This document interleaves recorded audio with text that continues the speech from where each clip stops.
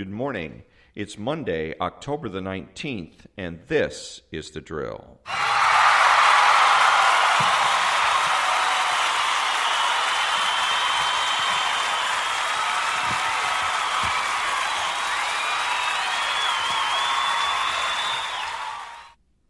Thank you very much, and the prayer of the day comes from dailyscripture.net. Lord Jesus, free my heart from all possessiveness and from coveting what belongs to another. May I desire you alone as the one true treasure worth possessing above all else. Help me to make good use of the material blessings you give me, that I may use them generously for your glory and for the good of others. Amen. Remember that we have free will and that we are moral agents. Only one agenda item for today, and that item is part 3 of an article from American Conservative magazine titled Counterfeiting Conservatism. Counterfeiting Conservatism, American Conservative, by Patrick Daneen. And I'm going to read the entire article. Conservatism is the ism that came into being to resist the existence of isms. This makes for potentially insurmountable challenges. How to see a political belief that avoids the rigidity of ideology? Can one take a political position without becoming a political program? Can the principled stand against a politics based upon the application of universalized principle avoid itself becoming universalized? From the first moment that conservatism was articulated as a philosophy of tradition was born, distinct from the unconscious practices that make up any given tradition. Conservatism was thus defined by its opposition to a radical adversary. The dangers of various ideologies to traditional practice forced conservatism to articulate itself in ways that were distinctly unconservative. Ironically, every time conservatism scored a point intellectually or politically, it lost ground. Since its very articulation depended on terms set by its opponent. Given that which is called conservatism originated in ways that cut against the conservative temperament, over time it's hardly surprising that conservatism has begun to resemble reactionism. Reactionary positions, not only tactics, but in content, because reactionism defines itself relative to the current position of its more liberal opponent. It has come to occupy space that has been abandoned by a leftward moving opposition. This is particularly true in contemporary American politics, where conservatism has not only crystallized into an orthodoxy, but into a political movement that employs scorched earth political tactics in defense of ends and policies that stand to react. Increasingly, political conservatism has allied itself with national and even international objectives destructive to conservatism. Reactionaries increasingly demand support for the expansion of military and economic power, resource exploitation with little discussion of impact upon future generations, a globalized market, a standardization of law that is increasingly unreasonable, democratization abroad, federal rather than local allegiances, mobility, and a loose affiliation with corporations and the financial. In diagnosing the transformation of contemporary American conservatism into an increasingly monolithic and even ideological movement, I would point to 2 developments. First, changes in electoral politics, especially the primary system, have rewarded ideological purity over prudential reasoning and due regard for particularity. Second, in response to increasingly nationalized, and radicalized form of liberalism, conservatism has tended to, over a time, to occupy the space abandoned by the leftward trajectory. While more conservative than its liberal counterpart, conservatism has thus become more ideologically liberal. The direct primary was an innovation of the progressive movement during the early 20th century, aimed at removing the power of nomination from party bosses huddled together in smoke-filled back rooms. It was hoped that the direct primary would open the process to the people. Progressives of both parties, whether Democrats such as Woodrow Wilson or Republicans such as Theodore Roosevelt, supported the idea. But in a present article entitled The Direct Primary, Princeton political scientist Henry Jones Ford warned that the direct primary might take power out of the hands of party chiefs, but it would not result in a people's democracy. Instead, he warned that it would flow to other places that would systematically benefit from new arrangements. In particular, he foresaw the replacement of party operatives who had historically chosen candidates on the grounds of local circumstance, experience, and party loyalty with a plutocracy of moneyed interests that would increasingly be needed to finance expensive primary races. His intimates, why ideology would begin to replace broadly political consideration in the nominating and subsequent governing process. Elections are increasingly financed by advocacy groups with national agendas. In many cases, the lion's share of funding for races comes from out-of-state or out-of-district sources. The plutocracy about which Ford warned tended to reward candidates of ideological purity as they most neatly reflect a set of nationally defined partisan priorities. Their influence has been magnified by the low voter turnout in primary elections and the fact that highly motivated ideological or single-issue voters are the ones that turn out. In the case of conservatives, this means that primaries have become the loci where impure candidates can be eliminated from electoral consideration. Unsurprisingly, partisan rancor in Washington has risen to fever pitch, with representatives of each party conscious that efforts to compromise or bring to bear local concerns that might put them in tension with the national agenda will result in calls for a primary challenge. Thus, the progressive reforms tended to make the American system more likely to respond to a small but vocal group of ideological activists rather than to negotiate between the varied voices of the particular districts or states and national priorities. The party system was assaulted not only for being corrupt, but more fundamentally for being an obstacle to the creation of a national political system. The direct primary led to the nationalization of politics and thereby the rise of ideology as a major factor in electoral politics. It's easy to forget that it was a progressive ambition to orient the devotion of the American people to the nation and away from their localities. The Pledge of Allegiance was written in 1892 by Francis Bellamy, a Christian socialist, cousin of socialist utopian Edward Bellamy.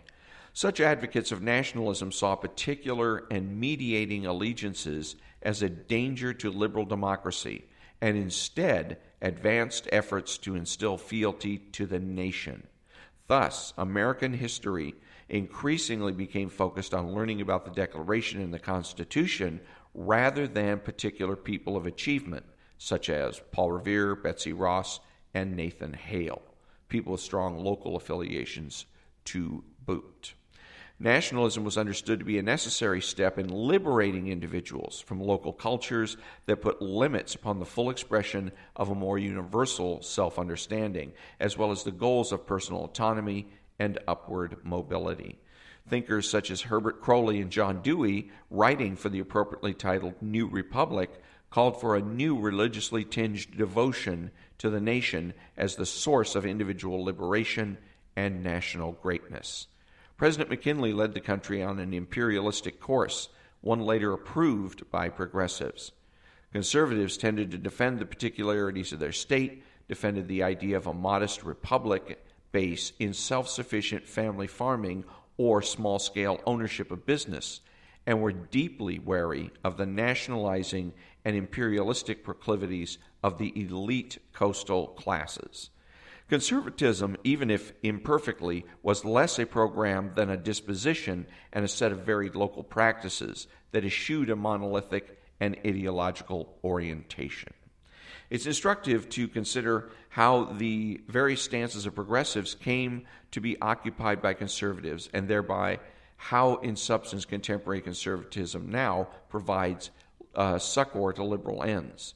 Throughout the 20th century, most every matter of public interest came under the purview of national authority.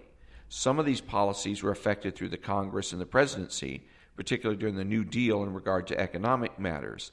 But in the realm of social policy, a watershed moment occurred in 1973 with the Supreme Court's decision in Roe v. Wade, which not only identified a constitutional right to abort, but invalidated a variety of state laws. The demand to fashion a national response, combined with change in the party system that facilitated that nationalization and sharpened partisan edges, led conservatives to increasingly abandon local and regional affiliation and to regard the national stage as their natural battleground.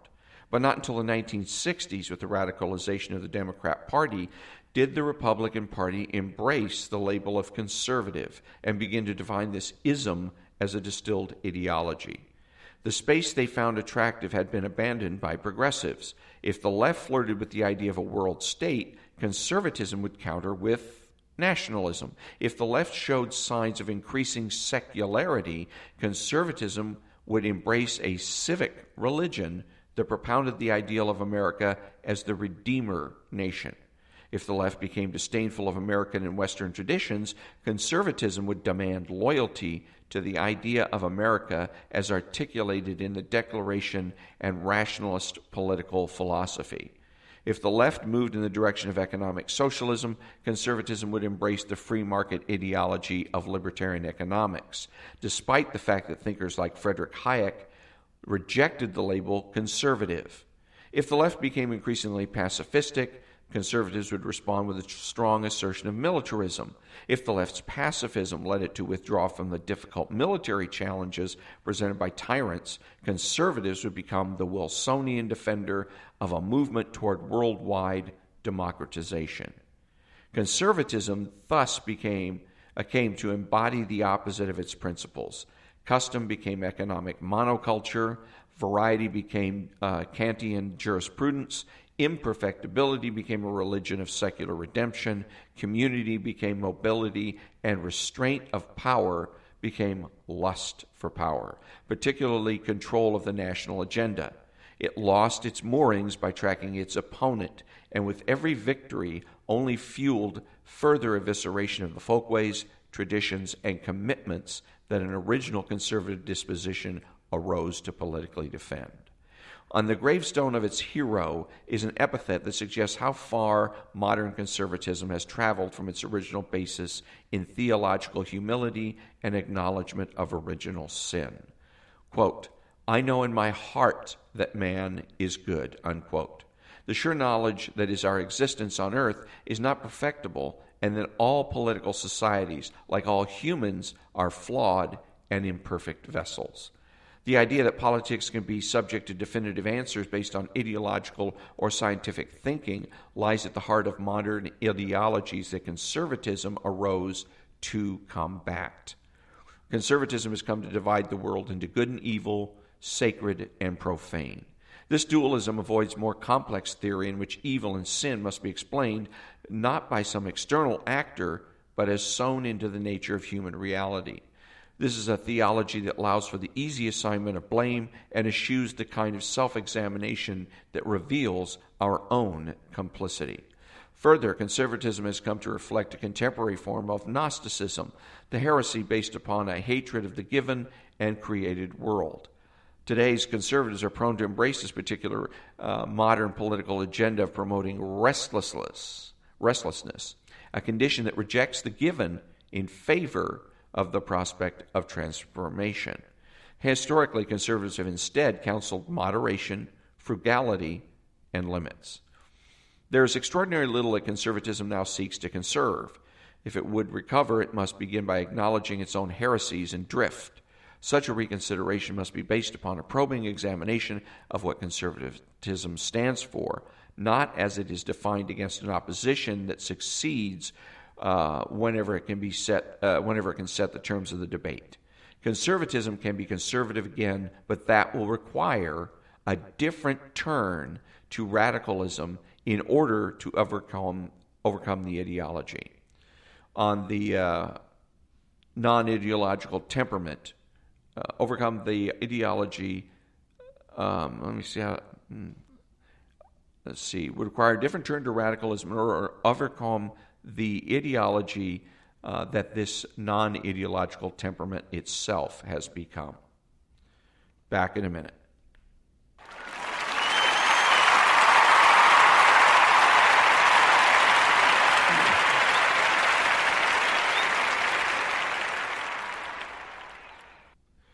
Thank you very much. I wanted to read this article. It's rather lengthy, and actually I've edited a considerable amount of it because it brings up and touches on a lot of the issues I've been talking about for months now on this podcast, about how conservatism, or what people consider to be conservatism, isn't really conservatism. And that's why I try to make the distinction between real or true conservatism and false conservatism. So, up next on the next episode, I'm going to be reading from a book about, it's called Masculinity Amidst Madness.